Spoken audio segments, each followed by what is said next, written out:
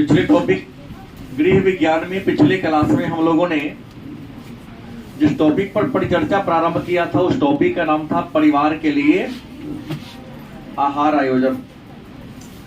इस टॉपिक में हम लोगों ने ये जाना था कि आहार आयोजन क्या है, आहार आयोजन के सिद्धांत कौन कौन है। इस टॉपिक को हम लोगों ने क्या किया था, जाना था। मतलब टॉपिक का नाम क्या है, परिवार के लिए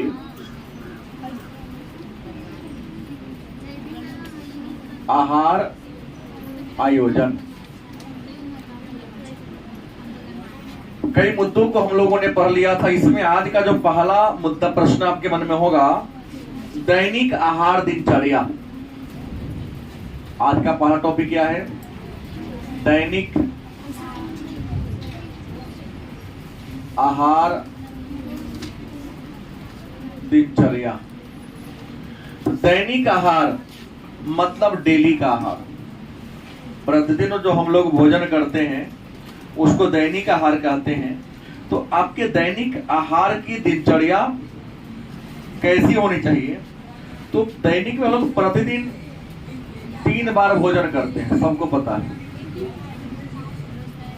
ऐसे नियमतः अगर हमसे पूछा जाए तो 4 बार होनी चाहिए। पहला सुबह का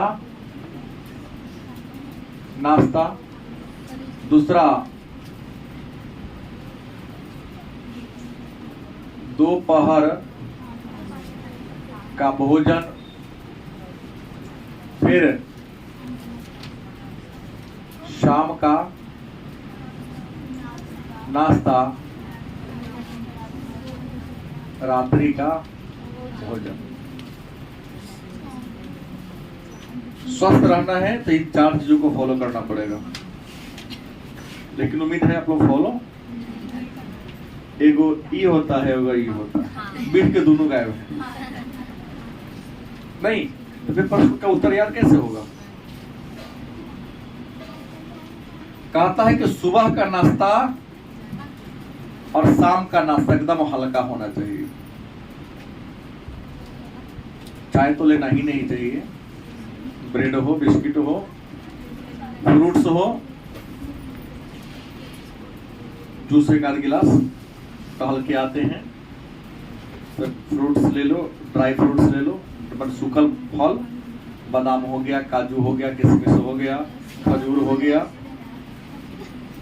सेब हो गया, ये सब ले लो। आपका इकोनॉमी आपका ठीक ठाक है, 1 गिलास जूस ले लो। और इकोनॉमी ठीक है तो नाक वाप से गिराओ, दूध ले लो 1 गिलास। दोपहर का भोजन एकदम पुष्ट होना चाहिए।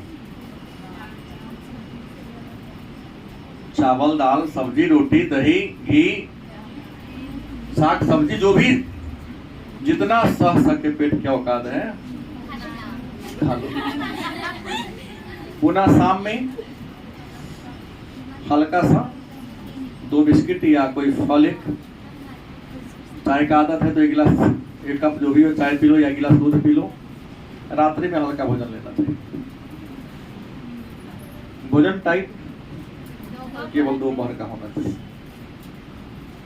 रात्रि के भोजन राजा महाराजा की, राजा राजा की तरह, दिन का भोजन लेबर की तरह करो। दिन बहुत मेहनत करना पड़ता है, आसानी से बच जाएगा। लेकिन रात्रि में आपको मेहनत नहीं करना पड़ता है, काम नहीं करना पड़ता, विश्राम करना पड़ता है, बचेगा भी कम। तो रात्रि में हल्का भोजन लेना चाहिए। सुबह का नाश्ता, शाम का नाश्ता ये हल्का हो। दोपहर का भोजन जो भी सक्षम है पचाने में, आप जितना सक्षम है खाने में ये करो। रात्रि में क्या हो, हल्का हो, क्योंकि भोजन हल्का रहेगा तो दिन बढ़िया आएगा। पेट पर किसी प्रकार की परेशानी नहीं होगी। दवा की इतना खा लो तो सुतने जाओगे, सांस लेने में दिक्कत होगी। यहाँ तक नहीं खाना है, 1 बिता नीचे ही तक खाना है। नहीं, अब है दूसरा प्रश्न आपके मन में एक आएगा गर्भावस्था में आहार, मतलब एक महिला जो प्रेग्नेंट है, गर्भवती है, तो एक तो जान ले कि एक महिला अगर गर्भ धारण की है तो उसके बॉडी में अनेक प्रकार के परिवर्तन होते हैं, शरीर के अवयव बदल जाते हैं, चयापचय पचाने का दर भी क्या होता है, बदल जाता है, शरीर के द्रव्य में बदलाव आ जाते हैं। तो उसके बदलाव को देखते हुए उसके आहार में भी हमें क्या करना पड़ेगा, बदलाव करना पड़ेगा। जैसे जो गर्भवती महिला होती है उसके पेट में तो ऑलरेडी एक बच्चा पल रहा है, तो पहले उसको महिला को माता के भोजन चाहिए, लेकिन माता के पेट में जो बच्चा पल रहा है उसके लिए भी आहार चाहिए। तो माता के भोजन में शिशु के विकास को ध्यान में रखकर देना चाहिए, जैसे उसमें प्रोटीन ज्यादा हो, कैल्शियम ज्यादा हो, आयरन ज्यादा हो, ताकि माता के साथ साथ उस बच्चे का भी पालन पोषण बढ़िया से हो सके। क्योंकि ज्यादा दीजिएगा तब जा करके जो बच्चा आएगा वह स्वस्थ रहेगा और माता भी क्या रहेगी, स्वस्थ रहेगी। तो कहता है कि गर्भावस्था में या स्तनपान कराने वाली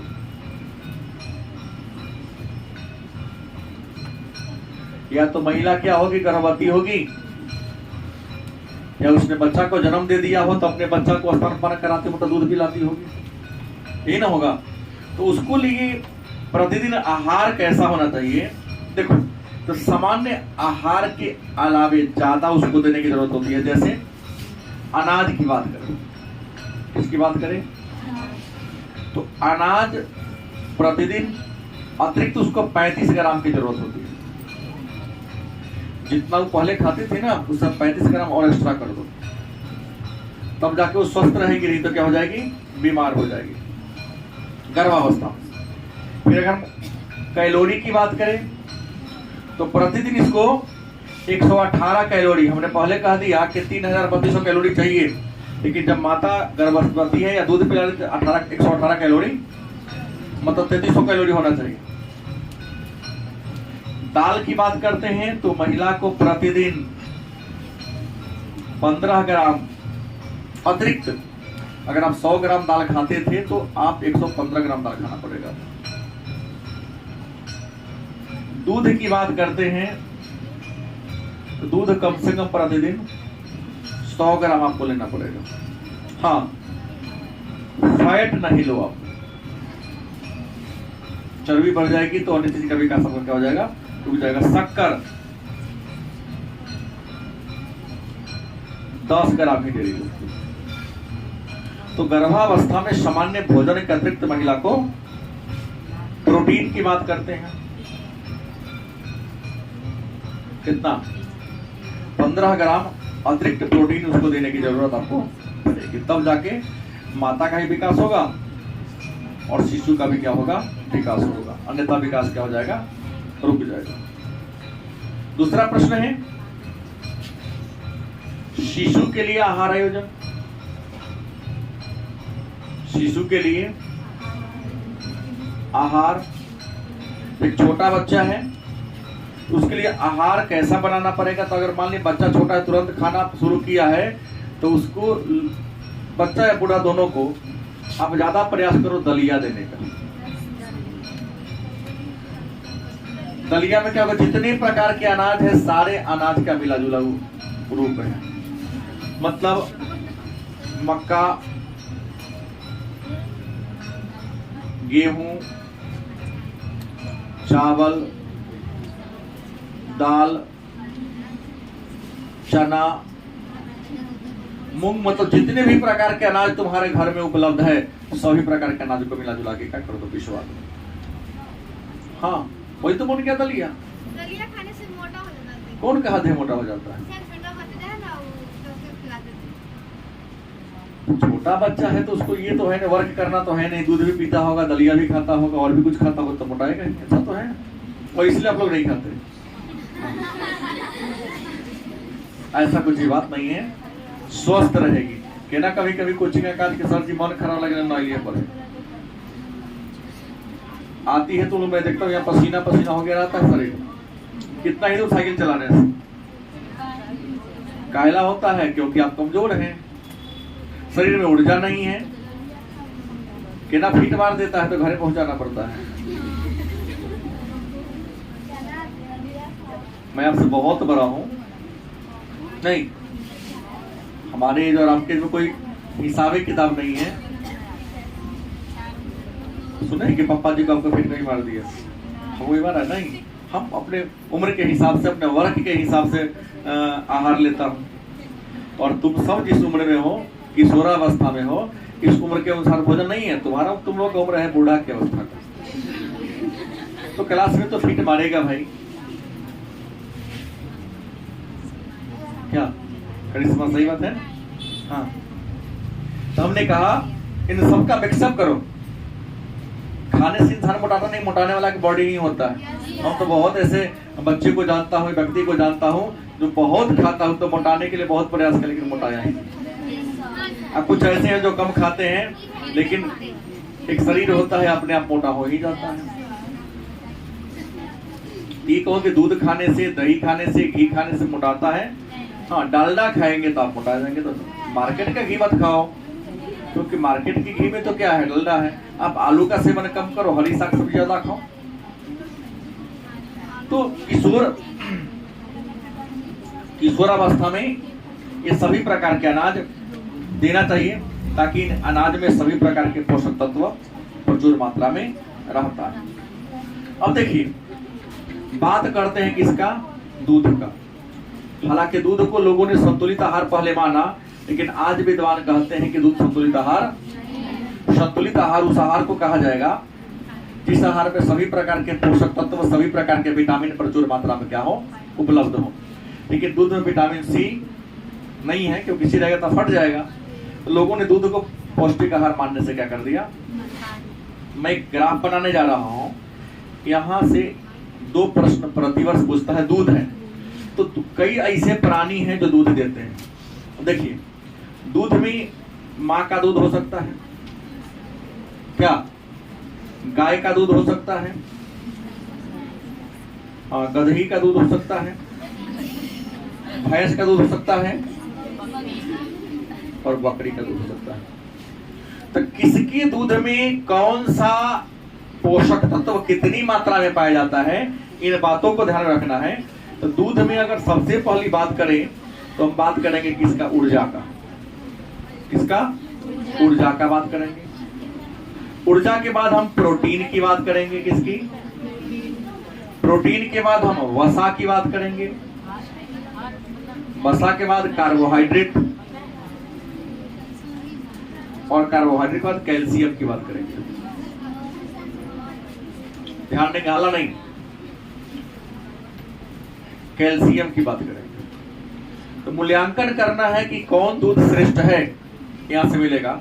तो सबसे मां की बात करते हैं, तो माता के दूध में ऊर्जा की बात करें तो ऊर्जा होता है 65 कैलोरी, जो भी लिखे कैलोरी में लिखेंगे। प्रोटीन 1.1 कैलोरी प्रोटीन मिलता है, 3.4 ग्राम वसा मिलता है, 7.4 ग्राम कार्बोहाइड्रेट होता है और 28 ग्राम क्या होता है, कैल्शियम होता है। तो यहाँ एक ध्यान देने की जरूरत है कि माता के दूध में सबसे अधिक क्या पाया जाता है, क्या मिलता है, और सबसे कम क्या है,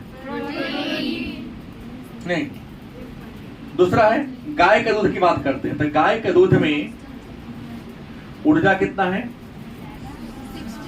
67, प्रोटीन कितना है, 3.2 ग्राम, वसा कितना है तो 4.1 है, कार्बोहाइड्रेट 4.4 है, कैल्शियम 100।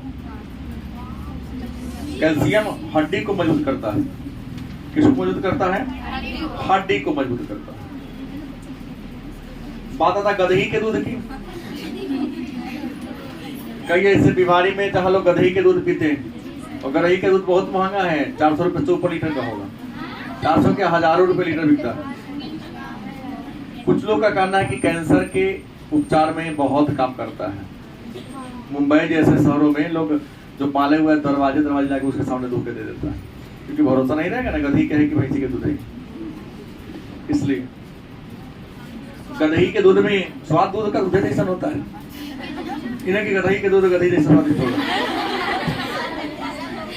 48 ग्राम प्रोटीन 2.1 ग्राम, वसा 1.5 ग्राम, कार्बोहाइड्रेट 6.5 ग्राम और प्रोटीन कितना है, कैल्शियम 80 ग्राम। भैंस की बात करें, क्योंकि हम लोग तो इसी का दूध ज्यादा पीते हैं, हालांकि आप लोग तो पीते ही नहीं है। भैंस की बात कर ले तो भैंस के दूध में ऊर्जा 117 ग्राम, प्रोटीन 4.3 ग्राम, वसा 6.5 ग्राम, उसके बाद कार्बोहाइड्रेट 5 ग्राम और कैल्शियम 210। बकरी के दूध की बात करें तो 72 ग्राम ऊर्जा है, 3.3 पॉइंट प्रोटीन है, 4.5 ग्राम वसा है, 4.6 ग्राम कार्बोहाइड्रेट है, 117 ग्राम। तो ध्यान देने योग्य बात है, अगर आपसे प्रश्न करें, आपसे क्या करें, प्रश्न करें कि सबसे ज्यादा ऊर्जा किसके दूध में है, तो मैं देख रहा हूं भैंस के दूध में। यहाँ चित्र से कई वस्तुनिष्ठ प्रश्न का उत्तर मिल रहा है। सबसे ज्यादा ऊर्जा, अच्छा तो सबसे कम ऊर्जा को नाम है, सबसे कम ऊर्जा गदही के दूध में। ये बात क्लियर हो गया। सबसे ज्यादा अगर प्रोटीन की बात कर ले तो सबसे ज्यादा प्रोटीन और सबसे कम प्रोटीन,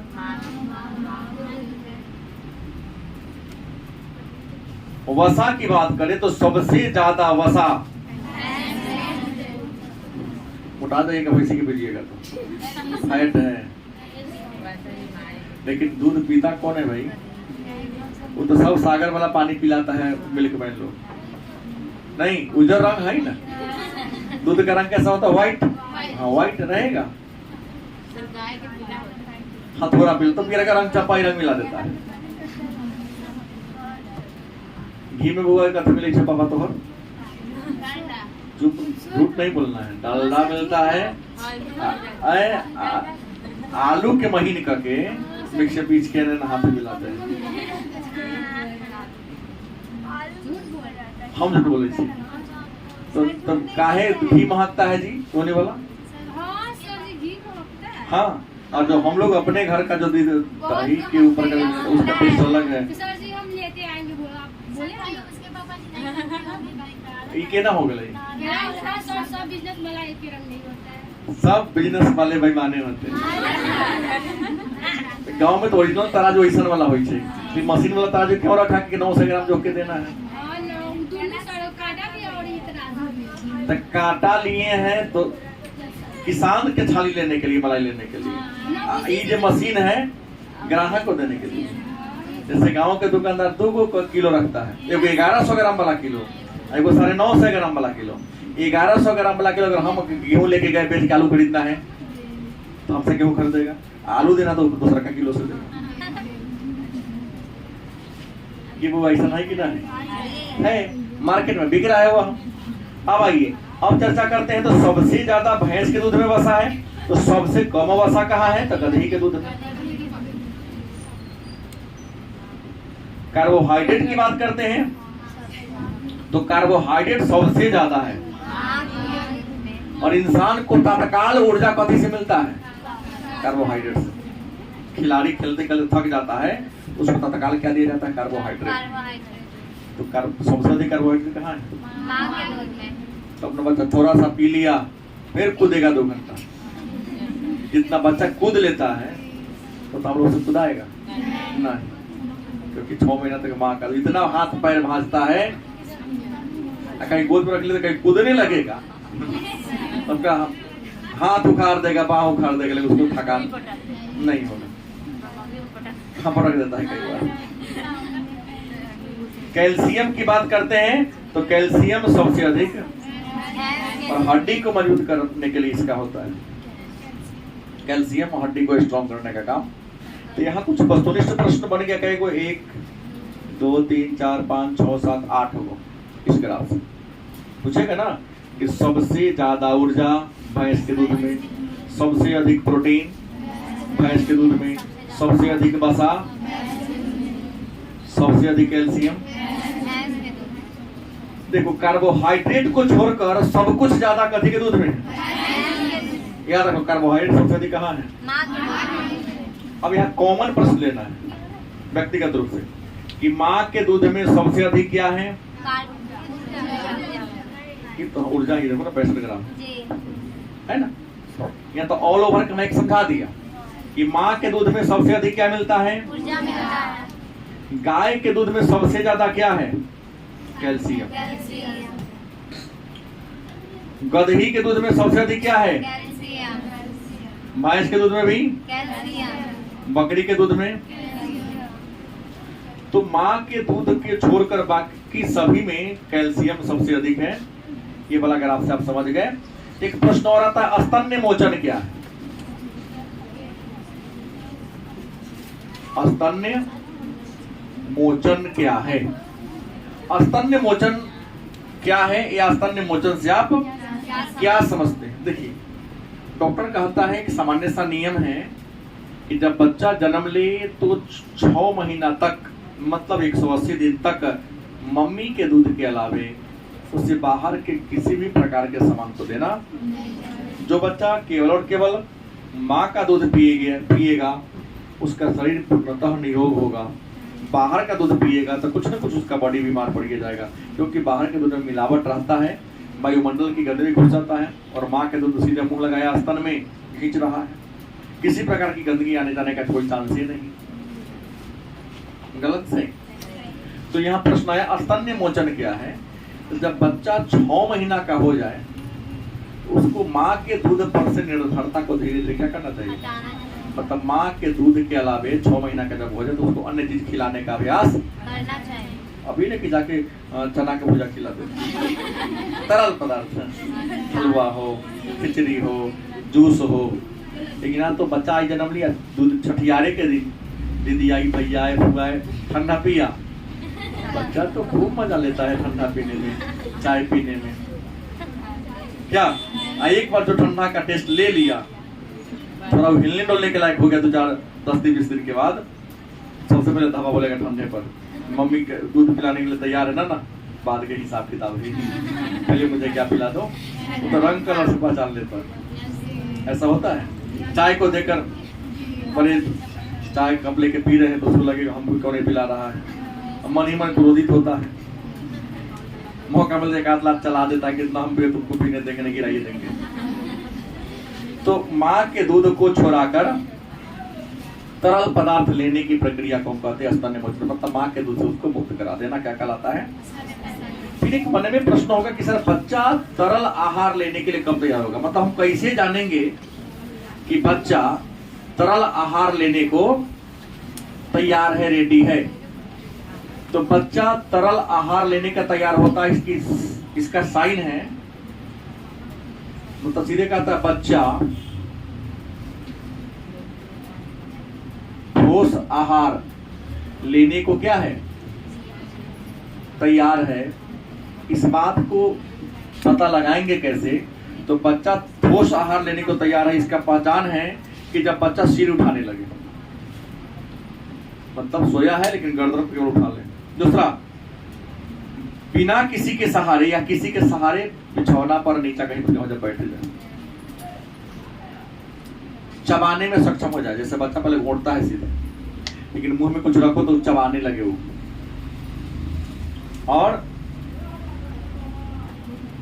एक उचित वजन वेट प्राप्त कर ले, और जब खाना खा रहे तो आपको थाली को देकर उसको उत्सुकता बढ़े, थाली की ओर बढ़े, तो समझना कि बच्चा भोजन करने के लिए क्या हो चुका है, तैयार हो चुका है। उससे पहले भोजन नहीं करना चाहिए, माता का दूध ही पिलाना चाहिए।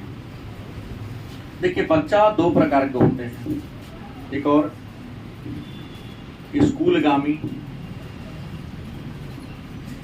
और दूसरा पूर्व स्कूल। कुछ बच्चे होते हैं जो स्कूल जाने वाले होते हैं, एक होते स्कूल जाते, छोटा है, 1 महीना कम इसलिए नहीं जा रहा है। तो जो बच्चा स्कूल में जा रहा है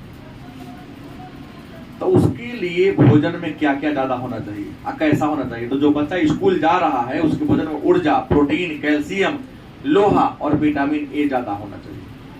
लेकिन याद रखो, कभी भी बच्चा को जो स्कूल जा रहा है उसको टिफिन दो तो आहार मैक्सिमम सूखा हो, रोटी भुजिया हो, पराठा भुजिया हो। ये नहीं कि बच्चा को चावल दे दो, दाल दे दो। रसदार तो देना ही नहीं चाहिए, देखो रस वाला होगा तो उसका रस बाहर निकलेगा, उसका पुस्तक, उसका बैग खराब होने का भय रहेगा। गलत सही, तो सूखी होनी चाहिए। और जो पूर्व स्कूलगामी बच्चा है तो पूर्व स्कूलगामी बच्चा का आहार भी पौष्टिक होना चाहिए, ज्यादा नहीं होना चाहिए। अब कहता है लड़का है तो या तो किशोर होगा, क्या होगा, नहीं तो क्या होगी, किशोरी होगी। मतलब 12 से 18 साल का लड़का या 12 से, कुछ विद्वान इसको 21 बना देते हैं। तो 12 साल से 18 साल के लड़का या लड़की को किशोर, लड़का होगा तो किशोर, लड़की होगी तो किशोरी कहेगी। तो कहता है कि किशोर या किशोरी को किन किन खाद्य पदार्थों की आवश्यकता होती है। तो आहार में सबसे पहला अनाज की बात करते हैं, किसकी, अनाज। तो अनाज अगर किशोर हो या किशोरी हो तो 350 ग्राम, कितना, मतलब आप लोगों को हर दिन अनाज कितना खाना चाहिए, 350 ग्राम। कहीं के बिहान बढ़िए जगह इतना नहीं खाती, जोक के नहीं, अनुमान लगा लो। अभी नहीं कि चावल बना के जोखना कि हम इतना चावल खाओगे, सर्दी कर लीजिए। आज मम्मी को कहना वो जोक के दो। दाल क्या होगा, हर दिन लड़का हो या लड़की 17 ग्राम दाल खाना चाहिए। तो कई को है जो दाल खाती ही नहीं, कौन कौन है, रस वाला सब्जी चाहिए सब। 70 ग्राम दाल चाहिए आप लोगों को डेली। हाँ, हरी सब्जी, हरी और पत्तेदार सब्जी की बात करता है तो 150 ग्राम, या आलू से हमारे से फुर्सते नहीं है, 150 ग्राम हरी पत्तेदार सब्जी चाहिए। अन्य सब्जी की बात करते तो 75 ग्राम अन्य सब्जी चाहिए। जर में चुकंदर हो जाएगा, प्याज हो जाएगा, मूली हो जाएगा, गाजर हो जाएगा। इन प्रकार की जो चीजें हैं कम से कम 75 ग्राम। फल, हर दिन 30 ग्राम फल लेने की जरूरत है, कितने ग्राम, और दूध कितना, तो 250। एक लड़का हो या लड़की जो किशोरावस्था में है उसको ये 250 ग्राम दूध, प्रतिदिन फल 30 ग्राम। यहाँ तो सोमवारी व्रत आ रहा है, बाबा आप जाए के व्रत त्योहार के दिन फल कर देता है लोग, उससे बेसी दिमाग नहीं लगाते। अपने यहाँ फल का मतलब कोई त्योहार। जर 75 ग्राम, अन्य सब्जी 75, हरी साग सब्जी 150 ग्राम, दाल 70 ग्राम, अनाज 350 ग्राम।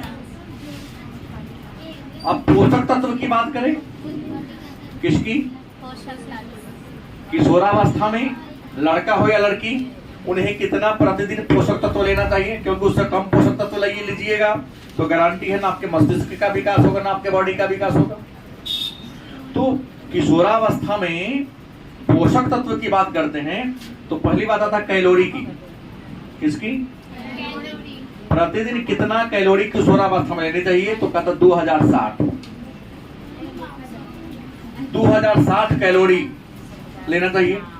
प्रोटीन की बात करता है, कि प्रोटीन कितना, तो 63 ग्राम प्रोटीन लेना चाहिए।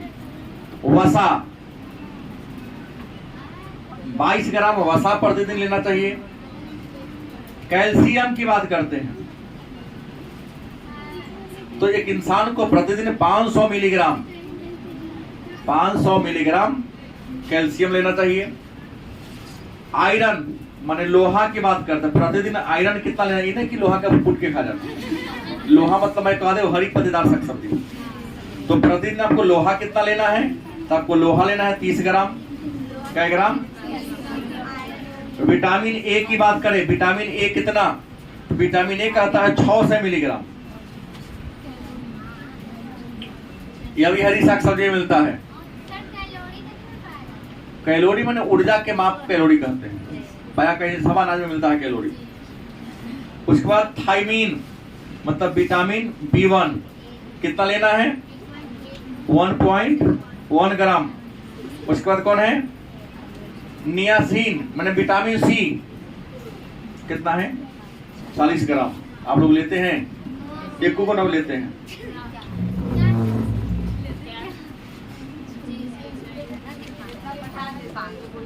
ये तो पढ़ने की बात केवल लगे, लेने की बात थोड़ी नहीं सब। अब तो गरीबी हो जाती है, उससे दोगुना पैसा डॉक्टर को दे आते हैं। भाई नहीं खाना, अगर तुम्हारे पापा के पैसा है या तुम्हारे पास पैसा है, अगर उस पैसा का यूज भोजन पर नहीं करोगे तो कौन ले लेगा पैसा? तो भोजन पर कहे ना खर्च करें। ये तो फिक्स बात है। बीमारी कब आता है, किसी न किसी पोषक तत्व के कमी के कारण। आधा से ज्यादा बीमारी का मूल रीजन है हीनता जन्य। तुम्हारे बॉडी की कुछ जरूरत है तो दिया नहीं, बीमार होगा। डॉक्टर के घर नहीं जाना है, स्वस्थ रहना है, तो जो पैसा स्टॉक करते हैं धीरे धीरे, एक बार कोनो बीमारी पकड़ डॉक्टर को दिया है, उस पैसा को स्टॉक नहीं करो। पौष्टिक आहार, विटामिन युक्त भोजन करने में क्या करो। अच्छा डॉक्टर को कमाई होगा कि नहीं, तोरा सुना कमाई नहीं क्या? ये सोचना तो हमारा काम है नहीं, सोच रही है, ठीक है देते रहो। फिर कहेंगे सर वृद्धावस्था में हम कैसे भोजन देंगे, ये तो बोल दिया आप। ये तो वृद्धावस्था में याद रखें हमेशा हल्का भोजन दे और तरल दे, ताकि वो आसानी से पचा सके, क्योंकि वृद्धावस्था में पाचन तंत्र क्या होती है, कमजोर हो जाती है। ज्यादा से अधिक उस तरल पदार्थ, जूस, दूध, चावल भी हो तो मुलायम होनी चाहिए। ये नहीं कि टाइट होगा तो परेशान, हालांकि टाइट तो किसी को नहीं खाना चाहिए, परेशानी होगा। एक और टॉपिक है ज्वार या ज्वर, हम लोग कहते हैं बुखार। क्या कहते हैं? ज्वार क्या है, बुखार क्या है? कहता वैसी स्थिति जिसमें इंसान के शरीर का टेम्परेचर अचानक क्या होता, बढ़ जाता है। अचानक मौसम या जलवायु में बदलाव के कारण इंसान के बॉडी का टेम्परेचर क्या हो जाए, बढ़ जाए। तो बॉडी का टेम्परेचर बढ़ जाए तो उसी को क्या कहेंगे, ज्वार या बुखार कहेंगे। अब कहेंगे सर बुखार होता कितने प्रकार के, तो 3 प्रकार के। कितने प्रकार के? 3 प्रकार के। पहला दीर्घकालिक दीर्घ ज्वर, दूसरा अल्पकालिक ज्वर,